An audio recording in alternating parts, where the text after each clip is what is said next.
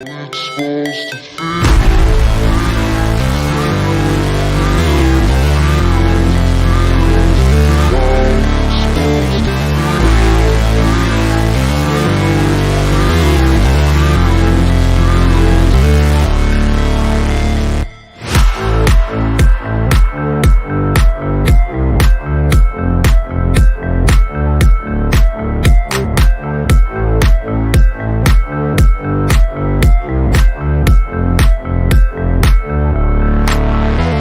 Yo, yo, yo. Welcome to NS9LIVE. I'm your host, Anthony DiNardo. With me, we have Tyler. Tyler, happy Wednesday. Yeah, it was almost Thursday because of me. You had a 2-hour, 40-minute buffer there. Almost Thursday. Just a touch. Just a touch. But you're here. That's what matters. We have a We're show here. tonight. The very first show, technically, of MLB Free Agency. We're back. The blog is back, DiNardo. I guess we have some news and notes to really talk about here. We could kind of open up with that, couldn't we? Yeah, I'm sorry. I'm sure you had this whole big reveal planned, and I just said, blog's back. I'm gonna be honest, I didn't. Well, I was just gonna go into our normal type of show and stuff, and you saying the blog is back is what enlightened me to say, you know what, maybe we should take a step back and talk about this. Because we've been saying on Twitter and such, there's been a lot of stuff going on behind the scenes. And I know we've kind of teased it here and there, look out, but most of it is out. yeah. I mean, we're pulling a full-on 2017 on everybody right now. Yeah, we went back inside. We took the clock backwards. Maybe not as far as some Pirates fans would like, not all the way back to 2015, but we're close. We're trying. We went all the way back to the NS9 roots. We did. NS9 started as just a blog with Ryan and I. And I said, the only way I'm joining is if we do a podcast. And we did introduce the podcast. And then we X'd the blog completely and made it just a podcast. And now we said, we're going to bring the blog back. So we're sorry, everybody. We apologize. Yeah. And I'm really sorry because I've actually written a little bit, which if you've ever heard me speak on here, you probably don't want to see anything I write, but hey, now you get double Tyler, so you're welcome. You guys hear me speak. You don't want to write. And guess what? Better news. The blog is back. I'm not writing. I am not going to be part of that. I'll never say never, but there are zero intentions of me actually writing. But let's take the attention off of that. Tyler, you have written a few blogs already. One's published, but you've actually written a few blogs already, and it's only Wednesday. Yeah. That was the old Mike Tomlin there. Never say never, but never. And also, everybody that was very happy to hear that DiNardo's not writing, he's editing, so equally. No, I'm not doing that either. Well, I mean, you're looking over it, making sure that my grammar is correct. Which no, I haven't done that either. Well, I mean, that's all Kenny. You're supposed. For people wondering, to. Kenny's pretty much running the blog. So shout out to Kenny for a lot of this. Actually, I mean, all of you guys are participating. Yeah. And I say that all of you guys. But Kenny's the one pretty much manning the blog. So shout out to Kenny for doing this. Yeah, Kenny's the man. And he's funny as hell. No one deserves credit on North Shore 9. Yeah, but man, that's not what we do. Kenny's good. Kenny's good, man. No, he is. I don't like complimenting anybody ever for anything. Hence your series of blogs. Yeah. But man, Kenny's already gotten some chuckles out of me. So yeah, so the blog is back. On top of that, as we kind of announced as well, we're now officially part of Believe, the podcast network. Pretty cool. Hopefully some cool stuff coming out of that as well in the future for us and you guys. And yeah, there's still some more things in the works. I'll say that. There's a couple new shows coming out. One's debuting this Friday. So Cody, as people may know Cody, right? He does a lot of our day game, post game shows because, all of us have real jobs and Cody, no. He just, luckily for us, works nights at his real job, working actually TV, way better and cooler than any of our jobs. But so he's doing a whole series of just like one-on-one interview styles, bringing on people like Pirates related. The first guest is, of course, the Fort, Michael McHenry. And yeah, like it's much less like Pirates stuff. It's more about the person, just wherever it goes. So that's coming out. That's debuting this Friday. There's already the second show's already done. Not going to release that guest yet. There's another podcast news show that's coming out that hasn't been released as of yet, but Tyler and I will be on the first show. There's a lot of stuff coming, guys, and then there's still more. Basically, DiNardo, we're just letting everybody know that yourself, me, Jim, we're not the talent. Everybody else is the talent. We're just here. Cody's the talent. Cody, Kenny. Cody and Kenny are actually talented. You just see us. Yeah. We're the face. That's fair. Naturally. Obviously. That's why Jim's not on tonight. Exactly. We wanted to make sure the faces of NS9 were properly represented. Exactly. Actually, funny thing is Jim's actually with Neil. Yeah. Jim and Neil, I think, met for the first time. They're grabbing a few drinks right now. Yeah, they're probably hammered. But Neil and Jim are together. Like, again, like how it's kind of ironic and cool, but. And then there's us holding down the fort. And not the fort as in Cody and Fort. Right. But anyways, MLB offseason officially underway. GM meetings officially underway. Importance of the GM meetings, not a ton, other than that kind of like kicks off a lot of the legwork, like the stuff that you see happening in the winter meetings or forward, right? Any trades, a lot of stuff, like a lot of legwork gets started right now, typically. Now, granted, though, also GMs don't speak, so there's really not a whole lot of information that you're probably going to get from that. Other like for instance, today, the big news, I guess, we want to talk about today. It's reported that the Pirates are hopeful to sign Andrew McCutchen. That's what the GM meetings are about. They're hopeful they can sign the person that they can literally just sign because he is going to do anything he can to just be here. They're hopeful they can make that happen. Yeah, so I kind of feel like we could have reported that about, 4 months ago. We actually should have. I'm pretty sure we could have reported that in February when he said, fair. I'm finishing out my career here, no matter how it finishes out. That is as fair. long as they want me here, I'm here. So if you're hopeful to have Andrew McCutchen, you can have Andrew McCutchen. You just got to do it. Yeah. Yeah, man, though, I don't know. It's a weird time of the year. Everybody's hunger for news is kind of at its peak, or at least it's building up all the way up to the winter meetings, and then it really, really just gets big there. But right now, it's just, everybody's just looking for any sort of hope going into 2024, and it's not just Pirates fans. It's everybody, but we feel like we're probably a little bit more, I guess, hungry for some free agent news because we've just been starved for a very long time. Yeah. I mean, the irony and like, okay, let's just talk about this. MLB free agency is quite different than I feel like every other league's free agency. Like the night, like literally the minute it opens up in NBA and NFL, there's just a mad dash of signings that happen. Like all the top free agents done. Like it's done. Yeah. Collusion doesn't happen there. They're done, right? Right. And in baseball, free agency opens and you just kind of kick back for about a month and say, okay, now let's start. Right. And so, right. So like what you're saying is not only do you have that problem that even though free agency's open, you really don't see much of anything until about the winter meetings. Pirate fans haven't seen any like notable free agency for like 4 or 5 years.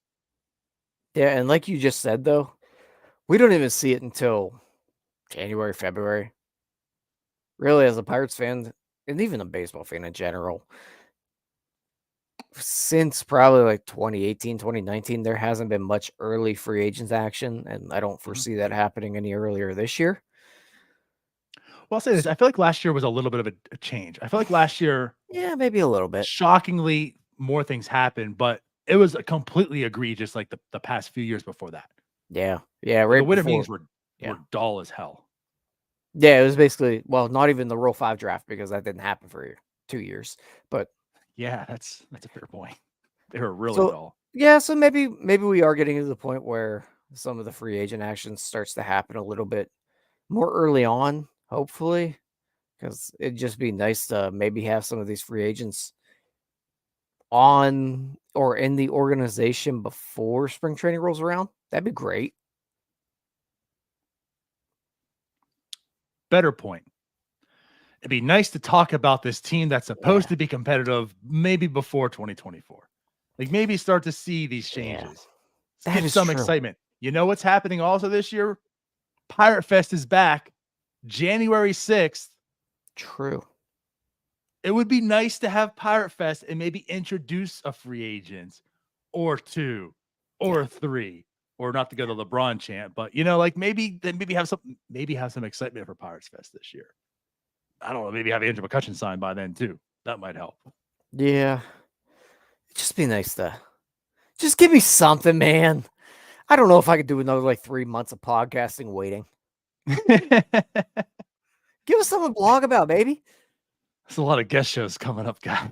I know, right? We got some guests lined up. We got some people rolling we in. have to. Maybe we don't have to slam them all out in 1 week to talk about all 17 free agents that don't really matter in February. Right.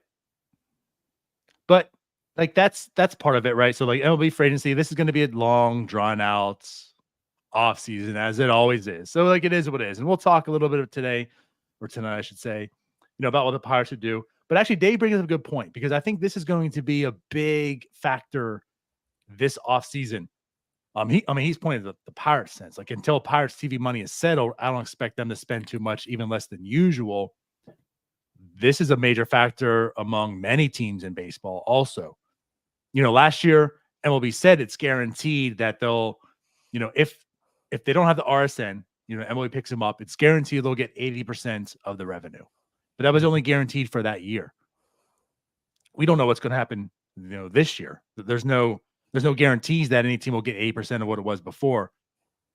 So I don't know if that means it could be less. I mean, it could be, right? There's no guarantee. Yeah. But until there is any actual defining moment in that, teams don't know. So that's not even just a Pirates thing. You hear San Diego, the Padres took out a $50 million loan, which coincidentally happened right after Bally's went bankrupt for them. And now they're selling off. And there's many other teams in the same situation. So are they going to be buying in when they're not certain what their money's going to be? Yeah. I mean, that is a very, very big unknown. So I guess maybe we don't want to talk about it. Maybe we're fortunate that the Pirates didn't spend money for the last 5 years. So that rainy day fund, all that BAM money that we complained they didn't spend, maybe that comes into effect here, and we don't have to watch them fall off and go down to another $30 million payroll just because they can't afford, in their words, to really compete. But hey, I don't know. There's a lot of unknowns going into next year. It's kind of scary, to be honest with you. Sure. Also, maybe scary for me because I just bought cable and I would like to be able to watch Pirates on cable if I'm going to pay for it. I'm locked into a 2-year contract. Can we maybe stay on cable? It's all about me, DiNardo. If we're talking about personal preference, also, I mean, I don't know if there's an actual divisive, side of this or whatever, but I would prefer an RSN. If NESN does come in, I think I would prefer that outside of MLB.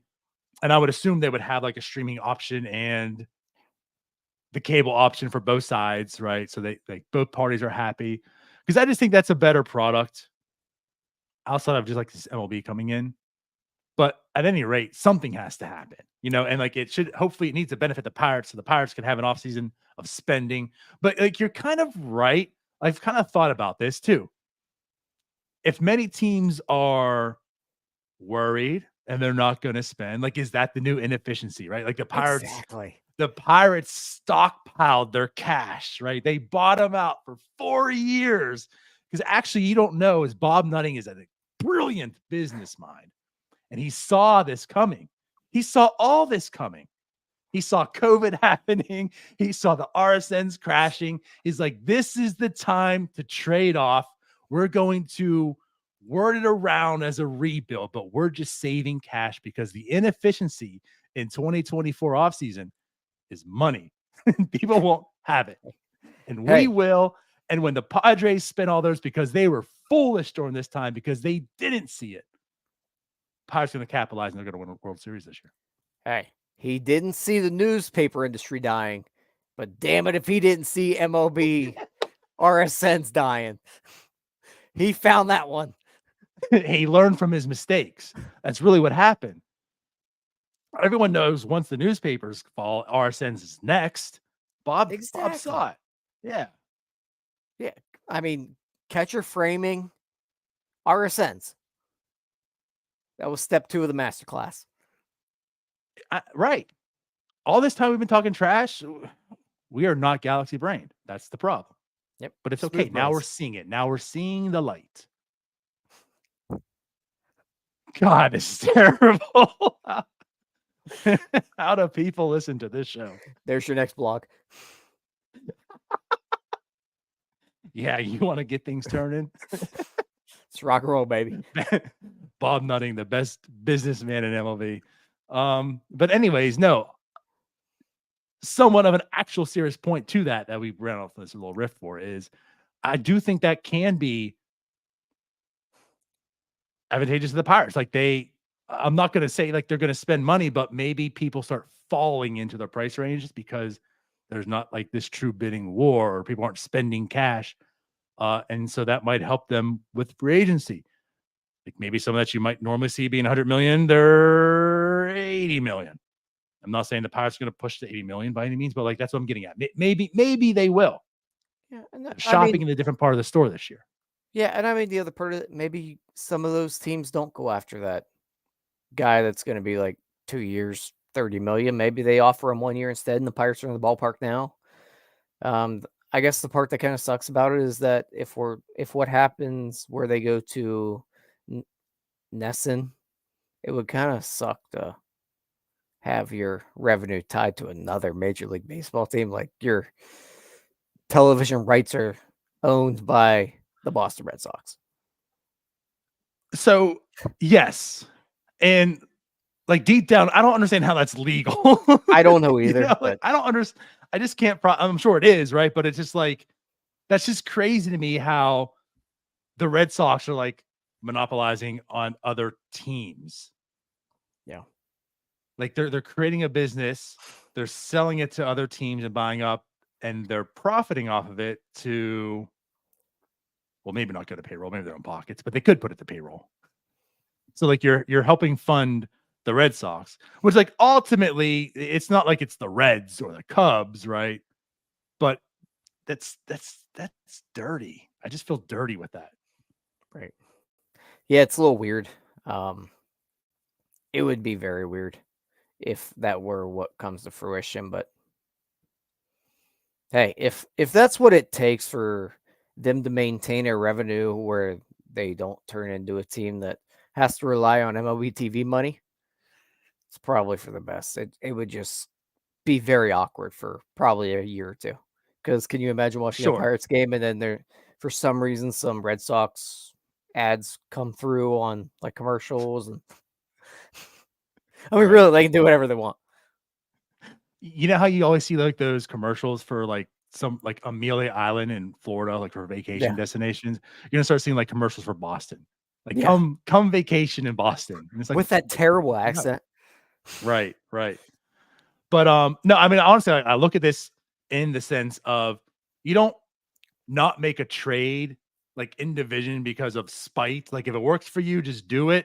And like I'm with you too. Like it is dirty, but if it's in the best Pirates' interest to do it, you just do it. You don't not do it because you're also lining the Red Sox pockets a little bit. Would you rather be owned by the MLB? But it's like the Penguins are doing it too. Would you rather be owned by MLB or just another team out there? I don't actually know that answer. True. But at any rate, we still really haven't talked about free agency yet. But like, again, we're getting this kind of ties into it. Like I do wonder and question, like, with all the uncertainty of the RSNs and the TV deals, and no matter what direction they're going and such, of how much teams are willing to spend. Like the Twins have talked about, they're cutting back, right? We already heard the Padres are, where they have a loan out, they're in debt and all this stuff. And maybe teams aren't going to be spending as much. And here's the Pirates. Like you said, they haven't spent anything. They should have, they're getting free money every single year from all the teams already. Now the teams can't spend money. So it's like, we're going to use your money that you gave to us that you no longer have to buy these players that you can't buy. And yeah, again, I think this helps the Pirates, but they're also in that situation too. So I'm not really going out there on the ledge and saying the Pirates are going to go all in, but advantage a little bit to the Pirates here. Yeah, I guess like to put a bow on it would be, my thoughts are that maybe we don't see it affect the Pirates as much as we would some other teams. Because I don't really know how much more it could change from what we've seen in the past with them. It does seem like they've stockpiled some money. And from what we've heard, the TV deal wasn't big to begin with what they had with AT&T Sports. It wasn't like it was giant and like some other teams we've heard. Yeah, I mean, all things, that's really nothing compared to what we've heard some other deals be. Sure. I mean, it was a step up from about the 35 they had before, but yeah, I mean, it's 50 million, but it's not like it's 200 million in like some other teams. So I don't know that it really affects the Pirates, but I don't know. We'll see, man. So let's dive into a little bit here. I don't know like what direction we really want to go here, but we know the Pirates needs. Like, we know they need starting pitching galore. Certainly need a first baseman, potentially like an outfielder, right? Now, there's already been, with free agents kicking off, right? There's been articles out there about like players being attached to whomever. Shout out to our blog. Kenny wrote an article about, some of those players, right? Who's been attached and talking about them. Neil wrote an article talking about like 5 pitchers he would maybe not so much like to see, but like there's probably a link with the Pirates based on like their slider, their usage, stuff like that. So I guess, I don't know, like, do you want to just start on just some random players? Like, let's just go random. Linked to? Random. Yeah, let's do that. All right, kick it off. Well, the one that I think really caught my eye was one that Kenny wrote about. And it's more that it just never crossed my mind, and I don't know that I would really want this guy, but I could be enticed to it. And the first one, just personally, I want to talk about is a little bit of just Jason Hayward. That was the one I found probably the most interesting, because he does kind of fit a need with this team. They don't have good defensive outfielders. Correct. At this point in his career, is Jason Hayward that great defensively? I don't know that he plays center field that well. He can probably still hold down right field pretty well. They have a guy that doesn't really play right field that well. Which also, like, we really don't have any idea how it's going to be utilized. Right. That one kind of caught my eye a little bit, I guess, just because it's a name I don't know if we've ever heard attached to the Pirates. I think a lot of the guys that we hear brought up with the Pirates are guys that we've heard before. And even looking at those lists, you've heard those names at least in passing before. Jason Hayward's not one I think I've ever heard attached to the Pirates.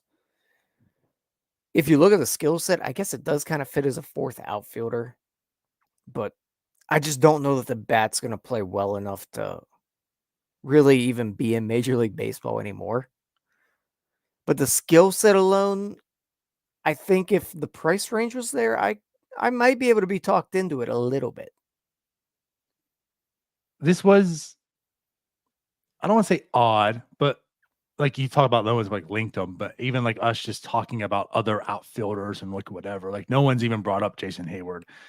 So like when you saw him listed there, like even Kenny said, it was like, like I didn't think about this, but now that I see it, maybe. And like you're saying, like there is a fit. The fact that he plays right field, and now he played 12 games. Like he's a Dodgers last year. He played 12 games in center field. So like he like the abilities there per se, right? He's not like your everyday center fielder, so it's okay, right?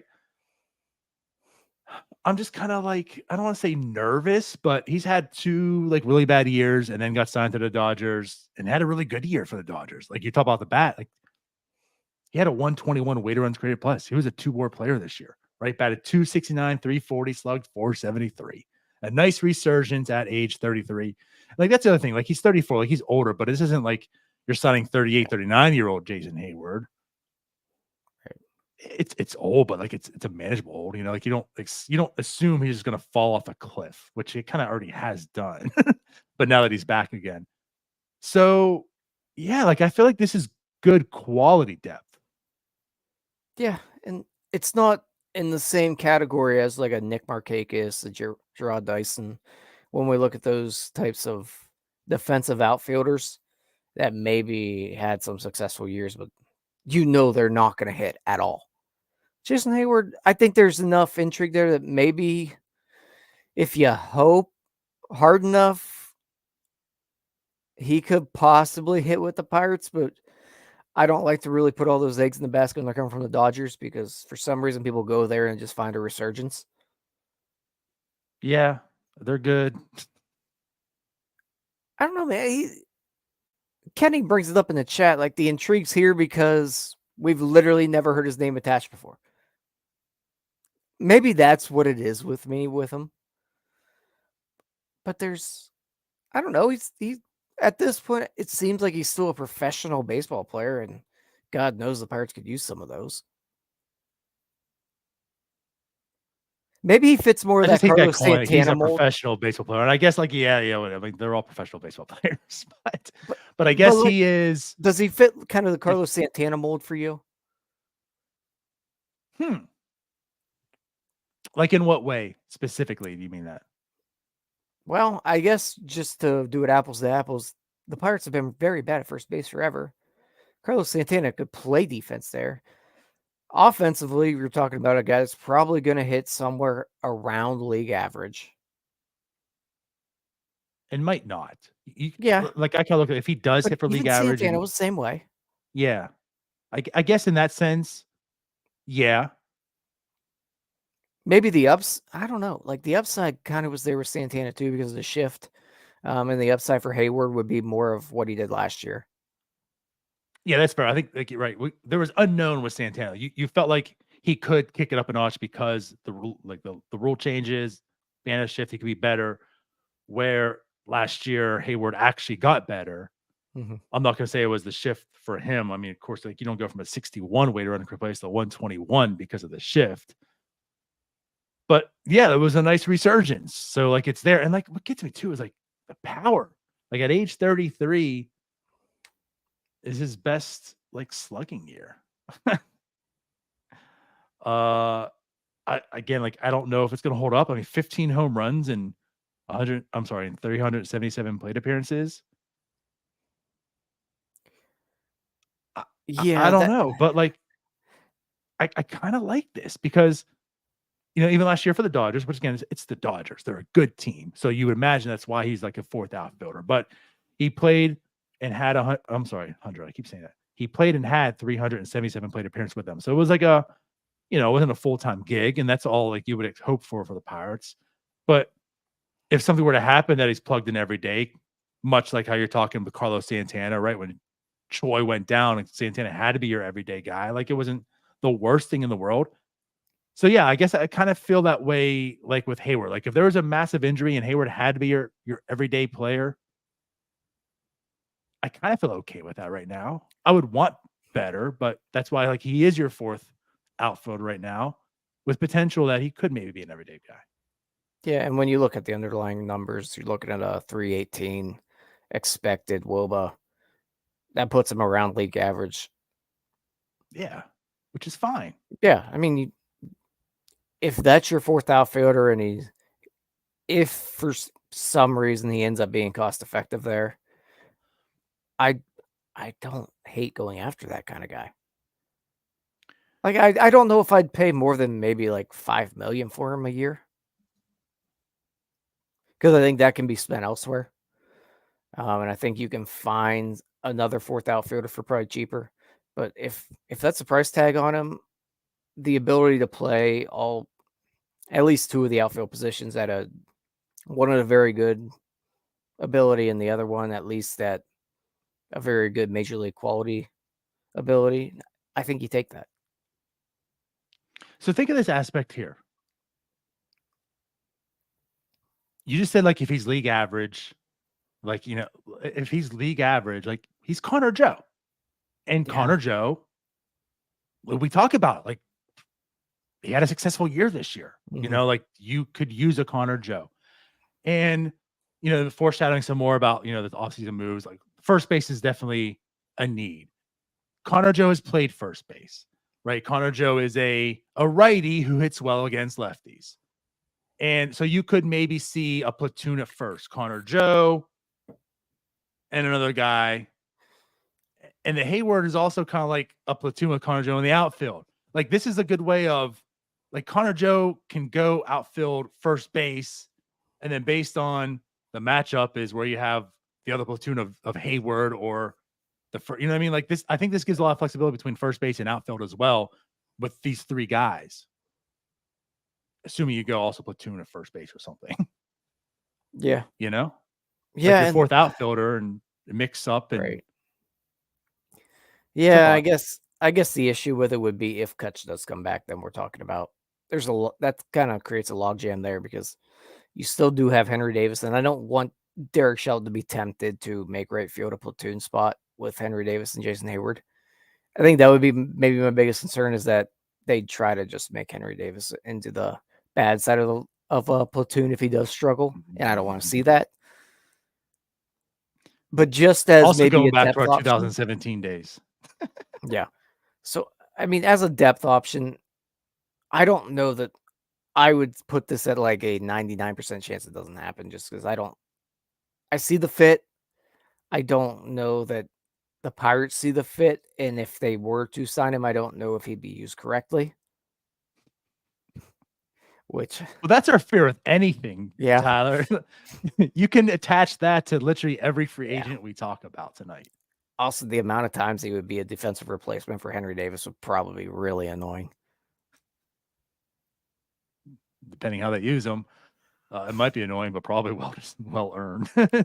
Yeah. I'm going to save some games that way. Yeah, but it'd still be Unless annoying. Henry Davis gets better, which he can. He could. Which also, that would be another concern, though, is there another roadblock in there where maybe he doesn't get the freedom to be able to improve like he could? But either way, I'm never going to be against the Pirates getting more major league caliber baseball players. Correct. Yes. Like, sign good players, don't sign the bad players, don't Figure it keep out the from there. bad players. And I think Jason Hayward fits under that mold of good player. Yeah. Good enough for sure. So yeah, that was kind of intriguing. I mean, a guy I certainly want to talk about here also, like, it just like the more and more, it just seems like such a good fit. And God, I hate saying this, but Jim is the one who brought him up.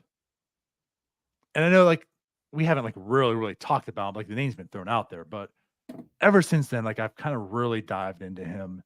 And Eduardo Rodriguez, like, that's just screaming Pirate. And I think this goes to like what I was talking about. Like, he's going to command a little bit of money. Yeah. But maybe it falls closer to the Pirates' price range. And I think the Pirates could afford him, like, regardless, well, maybe the cushion softens a little bit. And the Pirates can certainly make sure they sign a guy like him because the Twins aren't going and spending money and the Padres aren't going and spending money and elsewhere, right? So Eduardo Rodriguez, like, his slider, God, I had the numbers up here. Anyway, like, his pitch mix was excellent. Yeah. Like, he's still a good pitcher. Oh, yeah. And the Dodgers tried to trade for him and he said no. Sound like location was a big deal. Comes out today that he says location isn't going to matter one bit in free agency. Honestly, Tyler, you're lying. I'm sorry, you're lying. That's how I look at this. For anyone who's looking at that and saying, like, okay, well, now this opens things up and maybe the Pirates aren't in it because the Dodgers could sign them.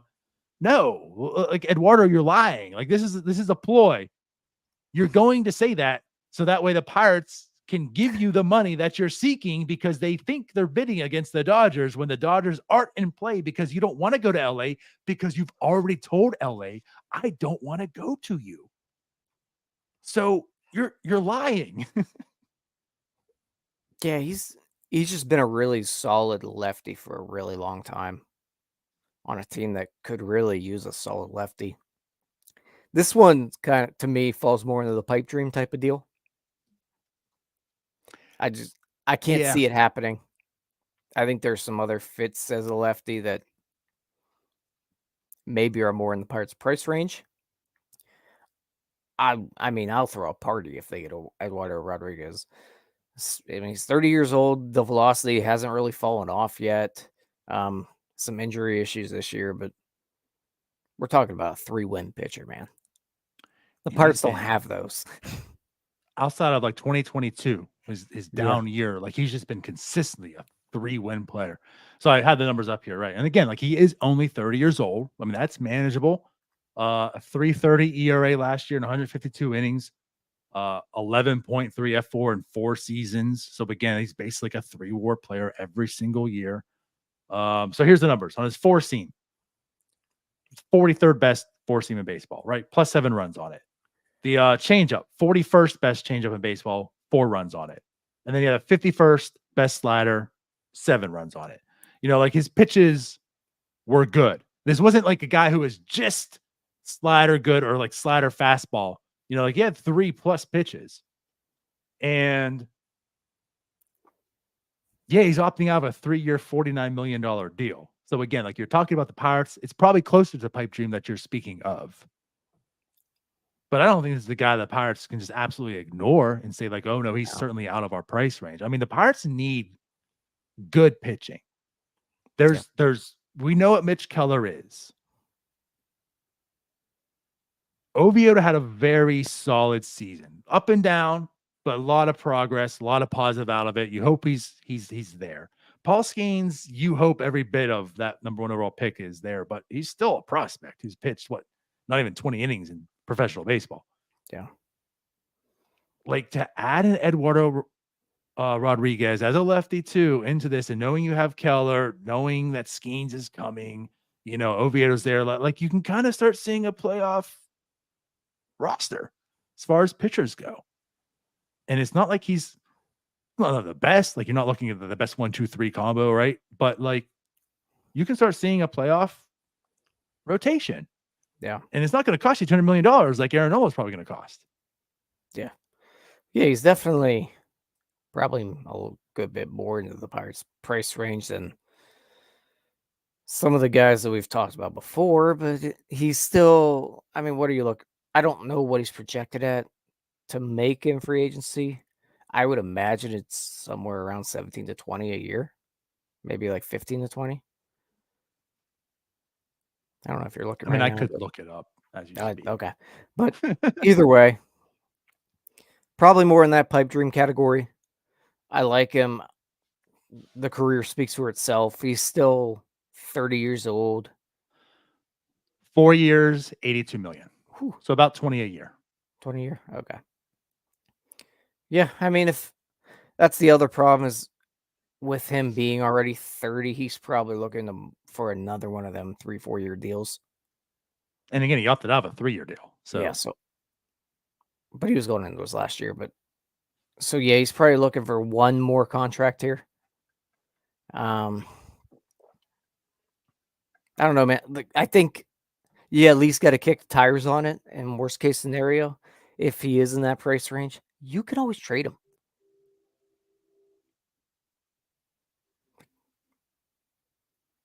They love their prospects.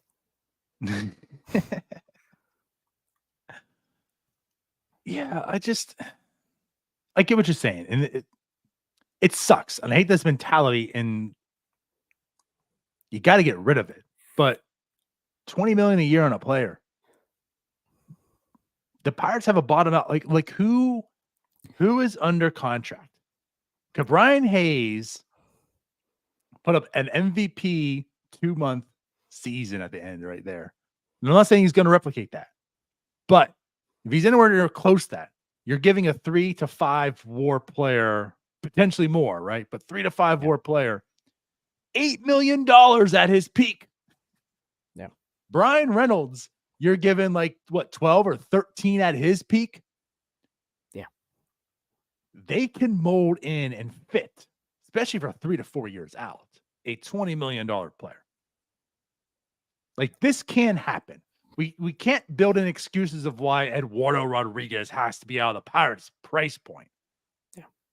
They have to be able to hit an $80 million contract in free agency one day. Like, what is it? Liriano's the highest free agent. 3 for At 39. what, 36 million? I think it was 3 for 39, but maybe 36. I don't remember exactly. Yeah. Either or. That's Yeah. embarrassing. It's embarrassing. Well, DiNardo, let's think about it this way. They spent $14 million last year on Rich Hill and Vince Velasquez. Good. Was it 14? Was No, it was Velasquez 8. 6? It's like 11 and a half. It was 3.5 million for Okay. Was Velasquez, it 3.5? wasn't Okay. Well, then they spent, I don't know, 16 million on Austin Hedges, Vince Velasquez, and Rich Hill. 3 guys that really did nothing. Taken. Nothing. Like Rich Hill ate some innings, but they spent like $16 million on that. And Troy. Fit in Troy in there. And we talk about like, hey, they spent some money and like there were some Yeah. positives, but actually there's a lot of wasted money on that. Yeah. Yeah. Like they threw away money last year doing that. You can do it for one guy. Can I be the counterpoint to what you're just saying Sure. right now? You're right. We threw away money, Tyler, so we're not going to spend any anymore. We're just going to build through the farm because free agency is a waste. Or we'll just do it again so we can fill up more games played. There. But you're right. And then again, like that's you gotta get out of this mindset. Like $20 million isn't the end all be all. Like, whoa, us, we're the Pirates. We can't afford that. It's $20 million, guys. And if it's only if it's really a 4-year commitment, it's not that long term. Like, look at the way your roster's built. Guys are just now coming up. Like they're hitting ARB 1 his last year. Like, you're not constricting your payroll like at any point. Right. Yeah. You're fine. You're fine. Throw an opt-in in there if you want to. He might want to opt out in 2 years. There's ways that you can figure this out that it could work. Mm-hmm. 20 million. But at any rate, man. I'm more sold on Rodriguez every single day. Like every time I pull him up and look at him, I'm like, this is the guy. Like this is the good fit, right? It's not Aaron Nola. I mean, of course, Aaron Nola would be he would be a great fit. Yeah. But we know they're not spending $200 million anywhere near that. Right. Rodriguez just seems like that perfect. He needs to be there. And what sucks is he's also linked to the Reds about MLB trade rumors. Right. I don't want to see that happening. Don't go to the Reds. As a pitcher, you don't want to go there anyways. Come to PNC Park. True. That's true. Lefty, come to PNC Park. Yeah, let's go. And we know you don't want to go to big markets. You've already told us, even though you're telling us you want to now. Yeah, plus you're a lefty. Right field's terrible. Yes. It doesn't matter. Like, we don't have a right fielder. That's fine. You're a lefty. Those are errors. They're not going to count to your ERA. Exactly. And you'll face a bunch of righties. They're not going to hit it over there. Yes, exactly. Exactly. Like, they're not hitting home runs there. And when they do hit it, it's not going to count. It's an error. Your ERA is unscathed. It's a perfect spot. Henry Davis is there. You get all the errors in the world. We're going to conserve your ERA for you. You might not get the wins, but hey, we're in the generation that wins don't matter. People and nobody's going to be there to boo you. Well, maybe. All right. Can I talk about the one that it seems like they show up to boo people? Ask Austin Hedges that question. That's true. Well, we just didn't understand how the scientific art of catching. So true. That was our fault. Well, we might not understand the scientific art of pitching coming up this year. Yeah, that's true. Or right field defense. Can I talk about the guy that I actually think is someone that might be more likely, but probably not? Yeah. Sean Manaea. Okay. I feel like he has been linked to this team since basically his second year in the league. I don't know why. I feel like he's always been brought up, at least in certain sections of the Pirates fan base, where he seems like a guy that will end up here at some point. Mm-hmm. He's kind of still got it. It feels like his results have never been what he's pitched to. Result wise, he's always a little bit worse than what you see from him. And I feel like he's always been more of a name than production too. Yeah, Kind of going what he you're saying has. too. But he's just always been solid, but not maybe the name value puts him a lot higher than what he actually is. He's a lefty. I mean, small market guy. He did leave Oakland and wasn't really good this year either, but he just feels like a guy that will fit here. And like Kenny says, great hair club. Him and Andre Jackson. That too. Yes. Ooh, the fanboys have some competition next year, Yeah. maybe. Possibly. Yeah. But I'm with it. You know, and so MLB Trade Rumors links him at 222. Affordability, $11 million a year, 2-year commitment. Yeah. Like, I mean, Bob Nutting can handle that. So check mark off there. Somewhat of like a reclamation type project. So check mark off there. Tyler's, I don't know, going pee-pee. But yeah, Sean Manaea, I think, is a solid fit. So no, I wouldn't hate that. Now, I think the difference is, and of course, that's why the money's there. Like, you know what you're getting in Rodriguez. That's why I want Rodriguez. I want more certainty this year. There's a lot of question marks, and that's what worries me about like the Manaea's. Like, okay, if you get Manaea, cool. Like, I don't hate it, but I need something else too. Like, I need something that's more sure, especially with this rotation. I mean, Mitch Keller is like the only short-ish thing that's there. And there was only 2 pitchers in the rotation to end the season. It was Keller and Oviedo. So like this rotation needs a lot of work. I know there's a lot of players, right? There's a lot of, especially like young guys that are there, but you kind of want them all battling for like the 5th spot.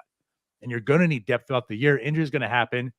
Skeens is going to come up, as Neil says in his article, right after they're done playing the service time manipulation.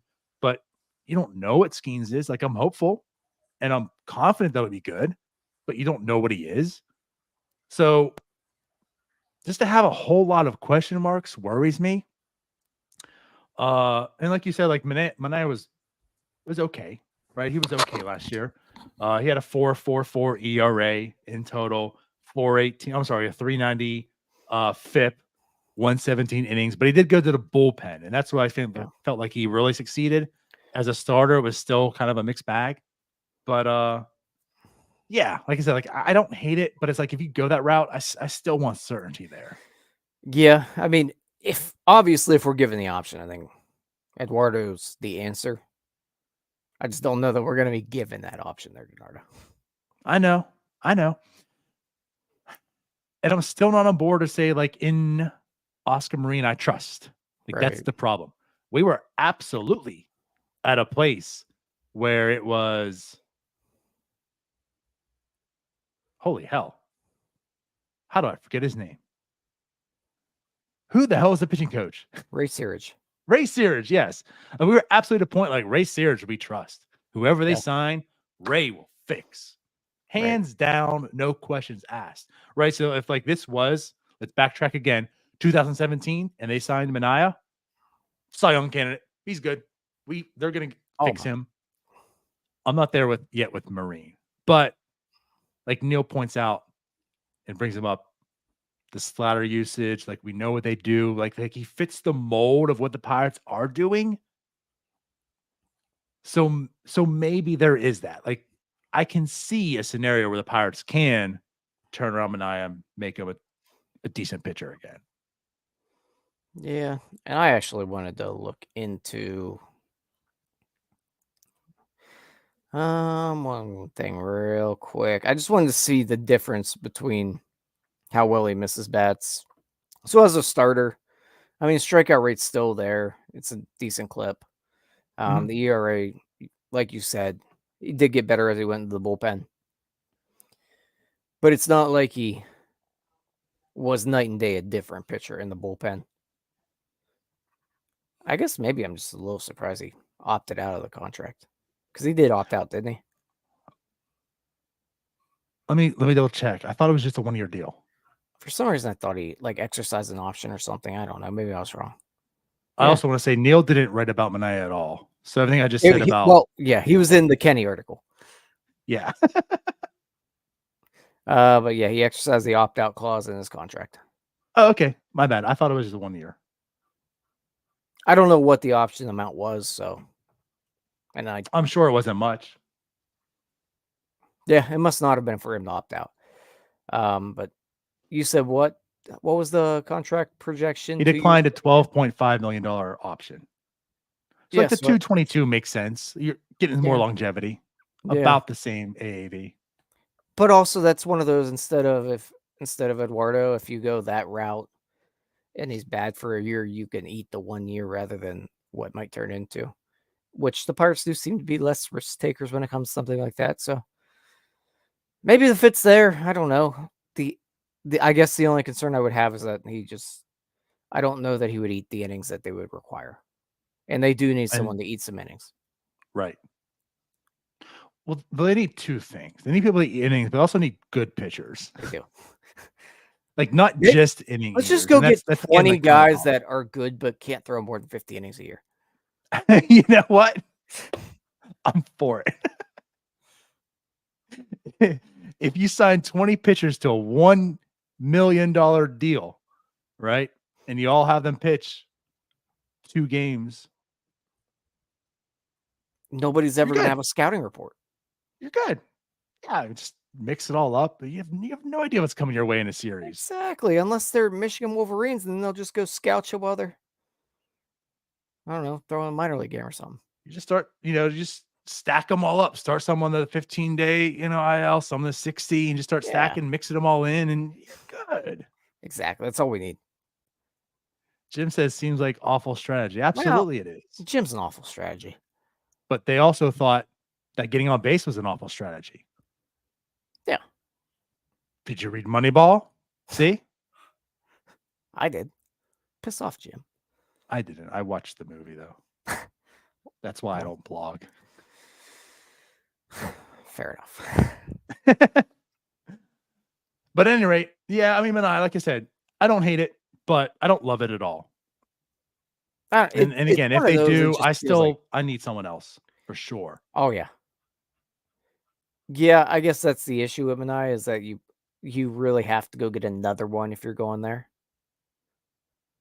With Eduardo Rodriguez, you probably end up with more of a Vince Velasquez type as your other option. Manai, you almost And need, again, yeah. you need like 2 of them. That's a good point. If I get a Manaea, I feel like I need another Manaea. Right.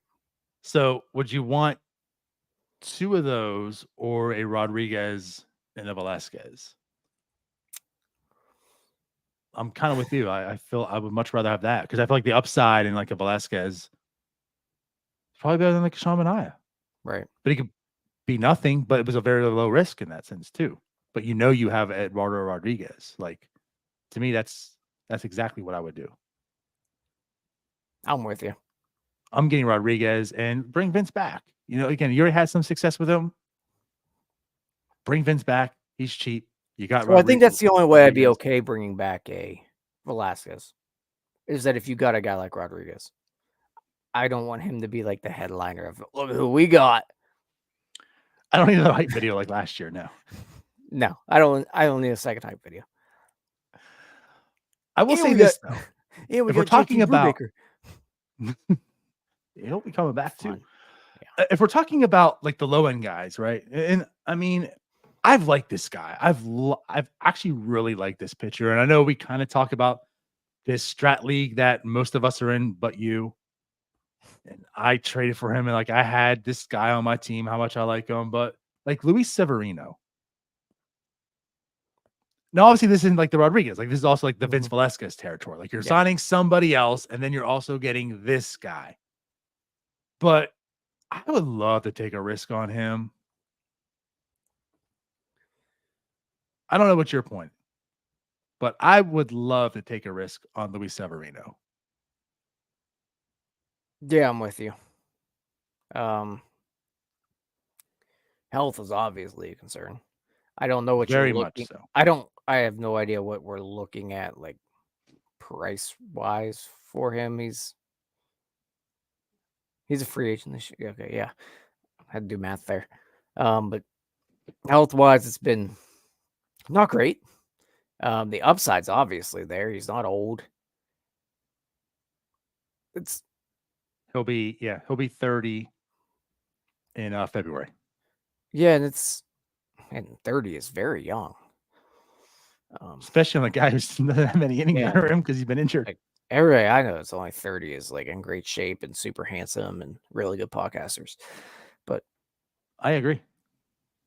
I said 30 exactly, not like 30. not 40. 30.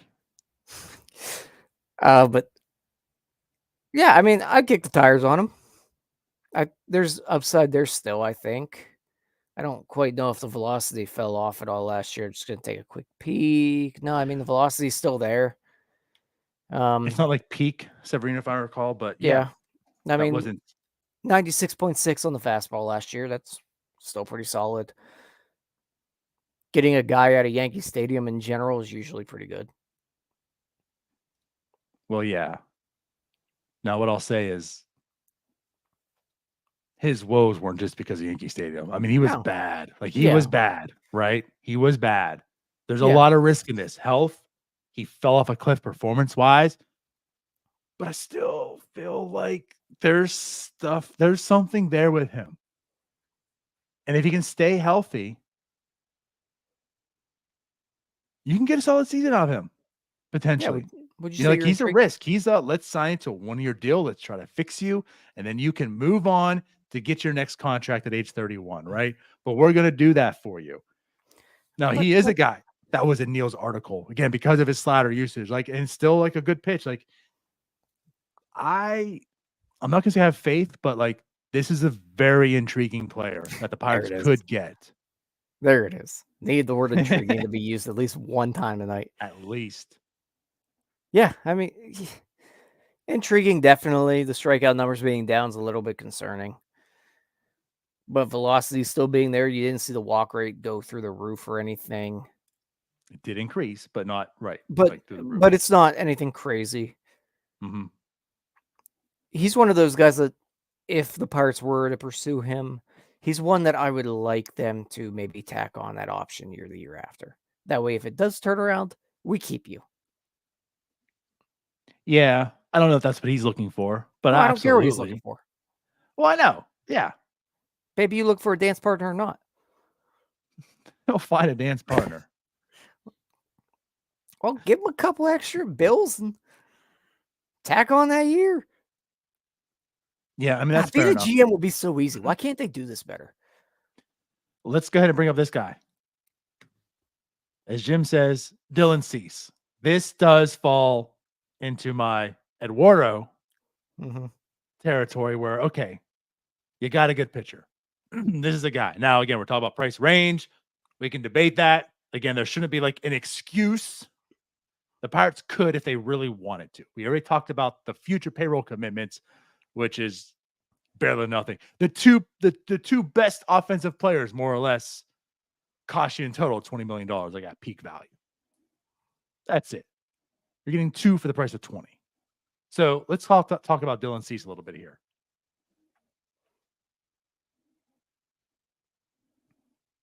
Yeah, I mean, that was my setup. Oh, you're. I understand you're 5'2", but you said like, it. hey, let's talk about him. I'm thinking, okay, go ahead and talk about him then. Yeah, he's a good pitcher. Like, probably like really good chance out of the Pirates price range. When is he a free agent? Yeah, I mean he's never mind. He's under team control, so it would take a trade. But they have the chips. They're not giving those chips up. And what did he make? 5.7. So we have about 10, 11-ish million. Yeah. This is one I just don't see happening. But I do think like there's a good chance the Pirates do go after an arm like that. Maybe not a Dylan Cease level, but I think that's their best route instead of this everything we're talking about with free agency. Their best route so far as Pirates fans, I feel like for us, has been these reclamation type of projects. If you really want an impact arm, I think it's going to have to come in this way. It's going to have to come through a trade. Probably. What I'll say to that, though, is Yes. the Pirates, I'm not going to say are putting like all their Yes. chips in. Would you trade Yes. Jared Jones and Lonnie White? Yes. As the White Sox, Yes. you're saying no to that in a second. Now, let's make the phone call right now. Yeah. Jim says that might get it. I don't think that gets it done. Jim. I'm sorry. You're not on the show, so technically you're a fan right now, and I'm calling you an idiot. I mean, is Dylan Cease on the level that Chris Archer was on when he was traded to the Pirates? Okay, erase that from our memories. But I still don't like. No, I don't think that gets done at all. No, I don't think it. But I also think for this reason also. So, like you talk about the trade, like making a trade, getting it done and such. That's where I feel. So if teams aren't willing to spend money because of uncertainty, they're going to pay in prospect capital for cost-efficient players, right? So, like, I feel like a Dylan Cease is going to command a pretty big market, because of that. You know, like for I don't know, I'm not gonna throw team names out there, but like for a team that doesn't want to spend a whole lot of money, but they can get a Dylan Cease for like 10, $11 million this year, we'll trade you and they'll fight over it because I don't have to also spend $200 million to get Aaron Nola. So I think like potentially you could see the free agent market come down a little bit and the trade market price go up a little bit because that's about what you might find this year if all this uncertainty is happening. Yeah, you're talking about 2 years of control. Maybe it's just that we're probably lower on Pirates. Normally, like as fans, you're going to be higher on your own prospects. I guess Jared Jones is like a decent prospect. Like White Sox fans right now, like, oh my God, Jared Jones. We're like, yeah, these guys. Not. I mean, I'm a fan of Jones, right? Right, but like if you look at it, like, Jared Jones is still a pretty decent prospect there. And we're just like, yeah, he's reached AAA. Yeah. So maybe we're underselling our own value here, but I think Lonnie White's the big reason that doesn't get done there. You probably need another piece in there. That's better than Lonnie White. Either way, I think that Dylan Cease is going to command a decent bit more. He's got 2 years of team control. He's still pretty affordable. He is coming off a year where he was down a little bit. We're still talking about like a 3-4 win pitcher, man. The past 3 seasons, 4.5 WAR, 4.4 WAR, 3.7 WAR. Now I understand the ERA this year ballooned to like a 4.58, like his worst year as far as ERA goes, outside like his rookie year, 70 innings. But like the FIP was still there.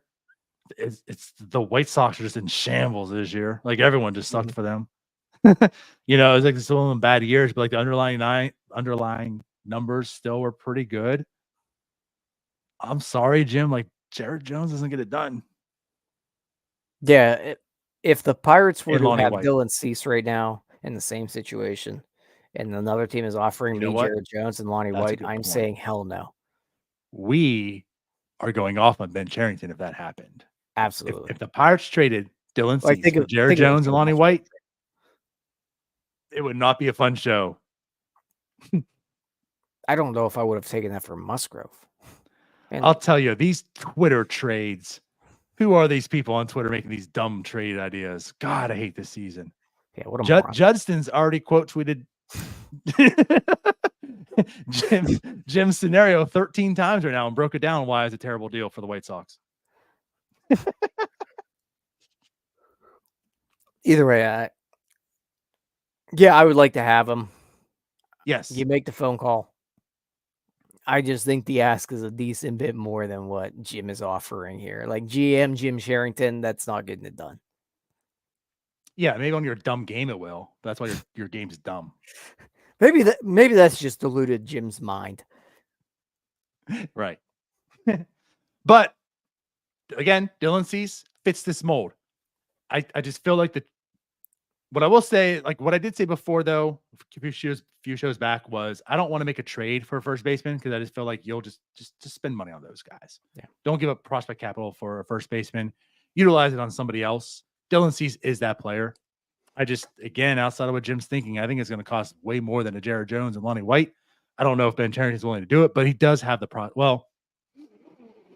he has the quantity of prospects. How many of the quality do you really want to give up for Dylan Cease also? It's going to be what they have to discuss internally. All right. What else? Any other pitchers you want to like dive into tonight? Maybe just one more I want to mention a hell no to, and it's Jack Flaherty. I don't. Oh, a hell no. Okay. He's a hell no for me. I just think he's a douchebag in general.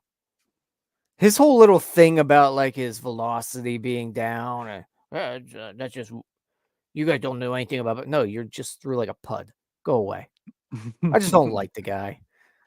It was super down at the beginning of last year too. Yeah, and just hell no. He came up in Kenny's article as well. I just want to throw a big old hell no on him. Now Also, he stinks. I am looking. I mean, it's still the lowest, right? But it averaged 93.2 last year. But I know he was hitting like 87. Yeah. Oh yeah, early on he was terrible. Like in April, right? So like it did normalize a little bit. So that's good. It wasn't that bad all year. But I don't hate Flaherty. I don't. But it's still one of those things. It's like I need more certainty. Like if you're truly going to do it, there's way too many question marks on this team. If you're going out the free agency, you have to get two pitchers. One could be that 1 year Severino, Velasquez that we talked about. But like this, you have to get a dude. We can discuss the level of that dude, but there ought to be a guy that you bring in that you say you're going to take the ball every 5 days. You're going to get the job done. And all things point to you're giving us 150 innings plus. Honestly, it reminded me too much of Hedges with his little catcher thing where he's just telling us we don't understand the art of it. No, you suck. Right. I don't need it. So I'm a hard pass on him. Okay. I'm not a hard pass. But again, he's on my like Mania. It's like it's there. I don't hate it, but also for the record, more. Like it's mentioned in the chat here, if anybody can fix low velocity, it's the Pirates. He might be throwing 82 by the time he's done here. But it's only it's Flaherty and Marine coming together. They're double big braining. Like you don't understand how good 82 is. You really don't understand the science behind this. The reason he had a down year last year is because he only threw as low as 88. If he was throwing 82, he would have been good. Them are rookie numbers. Let's bump them up.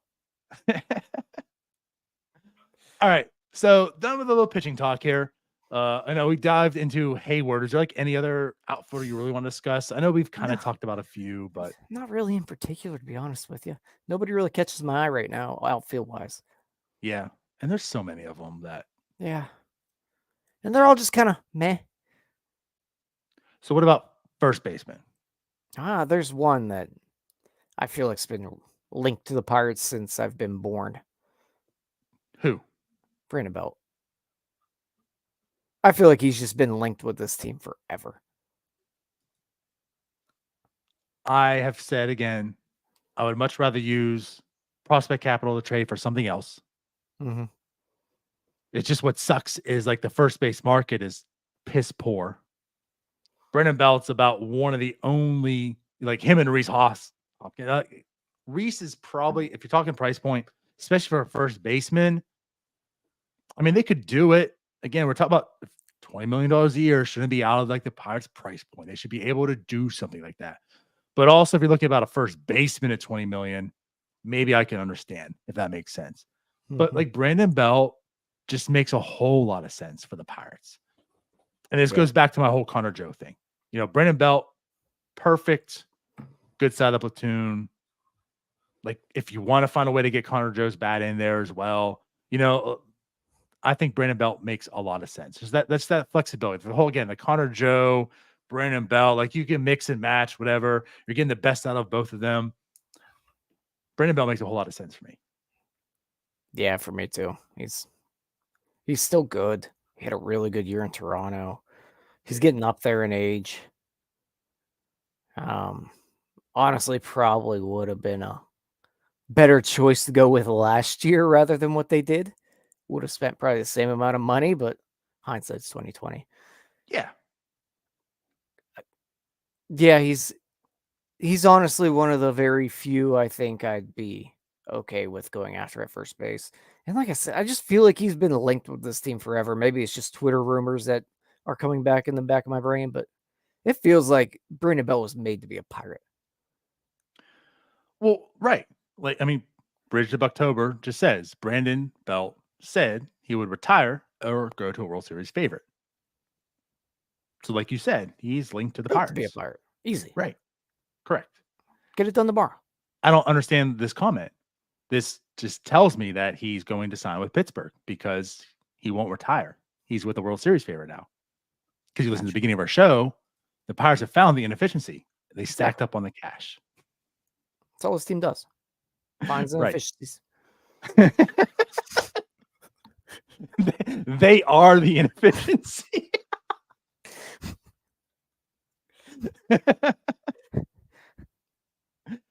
But again, that's kind of what sucks, right? They probably are going to have to make a trade to get like the first baseman they want. I mean, that's probably what it's going to be. But if we're talking free agency, Brandon Belt just makes all the sense in the world.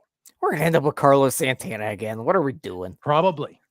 Again, in the show notes, we talked about what we would do, but we also say what the Pirates are going to do. And I feel like that's probably what it's going to be because they're not going to go after Brandon Belt. Like the price point in their eyes isn't there. They're going to settle for Carlos Santana. You get the Santana vibes again. It's one of those things though, too. Like I don't hate a Santana return. I can settle on it, but just know that is settling on first base. So if you've already settled on first base, then you better go all out on the starting pitching or elsewhere, but especially starting pitching. You know, like so again, if we talk about Eduardo Rodriguez, if it ends up being Rodriguez and then settling for Velasquez and Santana, are you okay with that? Or do you want a Brandon Belt, Minaya? They need pitching way Flaherty. too badly, man.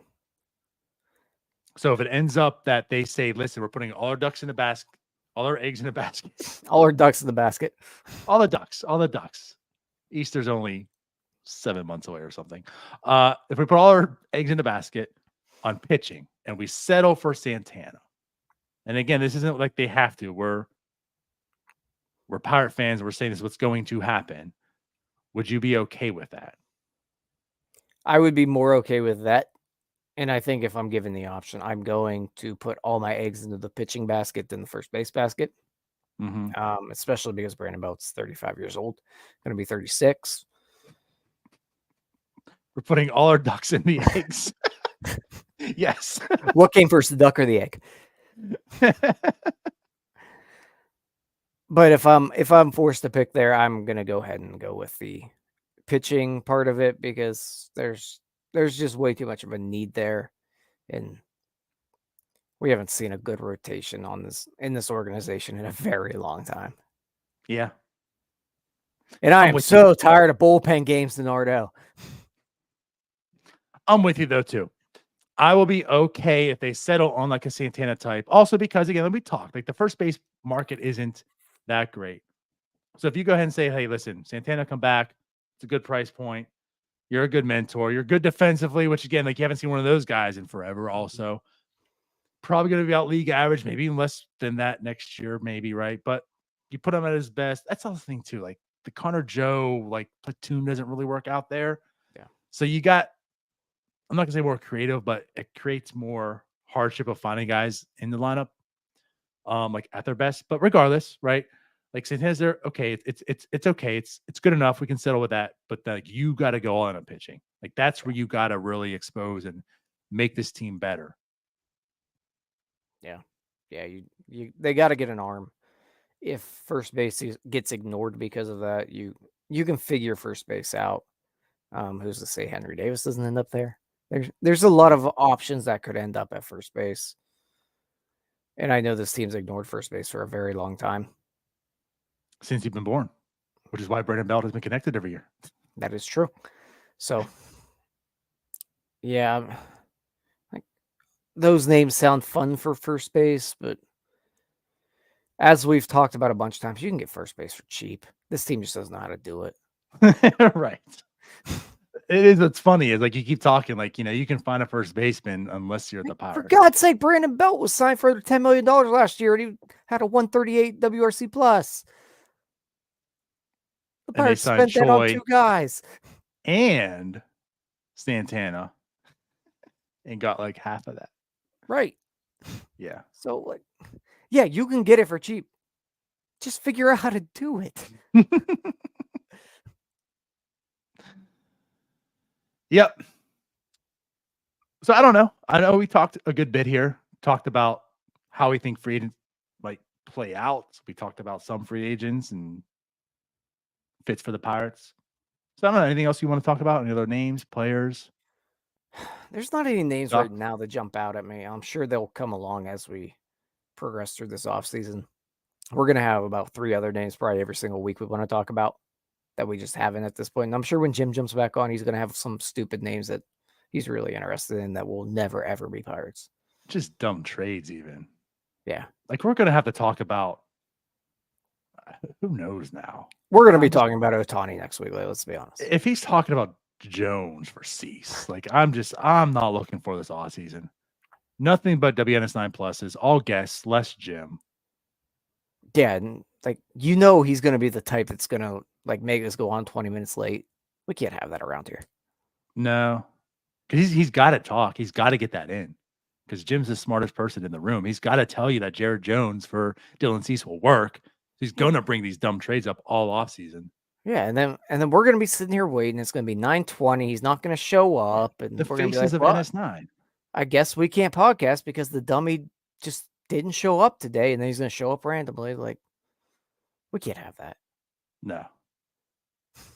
So let's get out of here. All right. We shouldn't have any of this either. But no, again, thank you all for watching. We'll be back. I don't think there's Friday. Yeah. The new show that Cody's doing. We'll be back Friday. Cody's having Bucking Around, him and Fort. And then after that, I guess we'll be back again next week with maybe a Starbucks in the morning. If not, of course, NS9LIVE. It's the off season. We're back every Wednesday doing this, or if not, a WNS9 Plus with guests and such. Nothing scheduled yet in that sense, but we're back. We'll see you again. Hey, we're here every day on the blog. Oh yeah, in the blog. Check Kenny out. All the ways you can take that statement. we're out of here. All right, peace out, Scouts. We'll see you guys later. Bye-bye. Hey, you all. Thank you for watching. I know we try to provide the most entertaining content that we can, and we'd love to spread it to as many people as possible. So I know it doesn't seem like a lot, but if you could take the 5 seconds to like this video and subscribe to the page, it helps out so much more than you know. Thank you, and let's go Bucks.